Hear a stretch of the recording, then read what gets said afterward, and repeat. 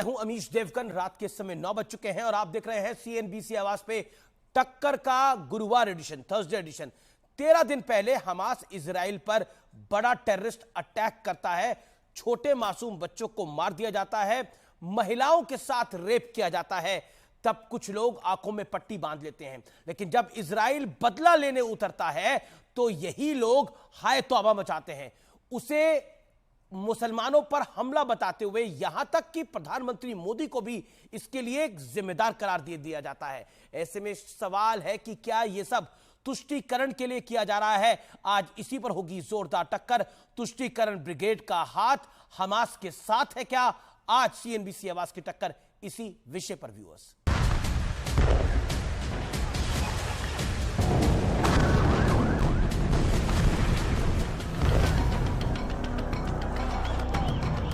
हमारी हुकूमत को, हमारे मुल्क को ये जो वार क्राइम्स इजराइल कर रहा है उसकी मजम्मत करनी चाहिए। एक दिन इजराइल सारे अरब मुल्कों पे कब्जा कर लेगा। कि मुसलमानों के साथ इतना बड़ा जुल्म हो रहा है। ये जो है असम के मुख्यमंत्री आज नमक का कारखाना बदल लिया है। लगता है वो भी आज जिस पार्टी में है वो हमास से कम नहीं है। हमास ने इजराइल में घुसकर निर्दोष लोगों की जान ले ली। बदले में इजराइल ने गाजा को धुआं-धुआं कर दिया। लेकिन सियासी हवा की दशा और दिशा भारत में बिगड़ी हुई है। हमास के नाम पर मोदी को कोसने वाली होड़ पूरी चरम सीमा पर है। भारत सरकार की भूमिका जवाहरलाल नेहरू, इंदिरा गांधी, राजीव गांधी, अटल बिहारी वाजपेयी या सगळ्यांची भूमिका ही होती पॅलेस्टाईनला मदत करे। या देशाच्या प्रधानमंत्र्यांनी इस्रायलची भूमिका घेतली आणि भूमी मालक जे आहेत त्यांच्याकडे दुर्लक्ष केलं। मेरा लगता है शरद पवार जी सुप्रिया मैडम को भेजेगा गाजा में हमास के लिए लड़ने के लिए। केंद्रीय मंत्री पीयूष गोयल ने ट्वीट कर शरद पवार पर निशाना साधा। पवार जी उसी सरकार का हिस्सा थे जिसने बाटला हाउस मुठभेड़ पर आंसू बहाए थे और भारतीय धरती पर आतंकी हमले होने पर सोए थे।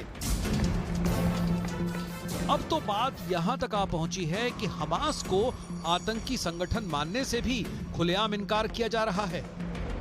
हमास आतंकी संगठन नहीं है। बिल्कुल नहीं है। Say it loudly once again. बिल्कुल नहीं है हमास आतंकी संगठन। क्यों? मैं क्लियर कट कह रहा हूँ, हमास आतंकी संगठन क्यों नहीं है? और ये जुर्रत मुझ में है कि मैं भारत में खड़े होकर कह सकता हूँ। नरेंद्र मोदी भी जालिम है और इजराइल भी जालिम है, तो जालिम को जालिम के साथ जाना चाहिए।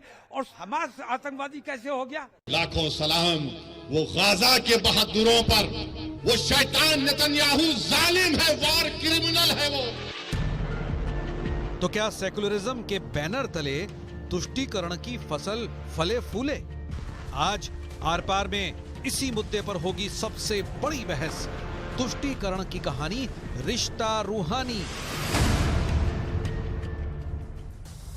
और अब वक्त है सुप्रसिद्ध विश्लेषण का। आइए आपको बताते हैं गाजा ब्रिगेड के समर्थकों की प्रोफाइल का विश्लेषण। पहला फैक्ट इनका प्रोफाइल में आज बताने जा रहा हूं आपको, इसलिए जरा रिकॉर्ड का बटन ऑन कर लीजिए। ईरान, पाकिस्तान, लेबनान, अफगानिस्तान जैसे देश खुलकर गाजा के साथ खड़े हैं। ये सब इनमें कॉमन बात यह है कि ये सब इस्लामिक देश है। दूसरा फैक्ट, तालिबान, अल-कायदा, बोको हरम जैसे आतंकी संगठन गाजा के साथ है। तीसरा फैक्ट, UAE, इंडोनेशिया, मलेशिया का वेट एंड वॉच की पॉलिसी है और UAE, मलेशिया संपन्न इस्लामिक मुल्क माने जाते हैं, कहे जाते हैं।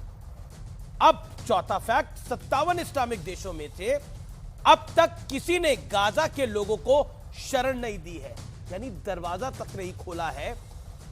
कुल मिलाकर कहें तो सब सिर्फ रूहानी रिश्ता जोड़ रहे हैं, कोई दरवाजा नहीं खोल रहा है।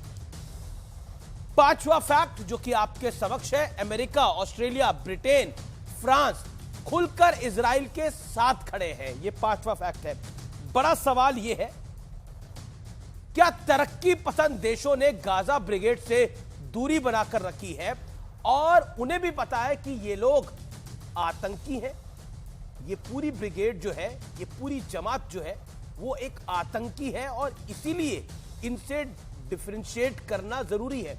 और यही कारण है यूएई जैसे संपन्न देश भी दूर हैं, इंडोनेशिया जैसे संपन्न देश, मलेशिया जैसे संपन्न मुल्क दूर है। ये भी सब इस्लामिक राष्ट्र है, लेकिन दूर है क्योंकि वो अपनी डेवलपमेंट को नहीं हैम्पर करना चाहते। और जो इस्लामिक राष्ट्र साथ भी हैं वो भी दरवाजा नहीं खोल रहे हैं। ये सत्य और तथ्य है। मेरे साथ बात करने के लिए कौन कौन जुड़ा है आइए स्क्रीन पे आपको मिलवा देते हैं। मेरे साथ गौरव भाटिया है, आज भारतीय जनता पार्टी के प्रवक्ता और सुप्रीम कोर्ट के सीनियर एडवोकेट। असीम वकार साहब है, प्रवक्ता है AIMIM के। मेरे साथ विवेक श्रीवास्तव है, राजनीतिक विश्लेषक है और लेफ्ट आइडियोलॉजी को फॉलो करते हैं। मेरे साथ कर्नल RSN सिंह है, रिटायर्ड जाने माने रक्षा विशेषज्ञ हैं, रॉ में काम कर चुके हैं। मेरे साथ जाने माने एक्टर शहजाद खान हैं, उनका भी अभिनंदन है। आप तमाम लोग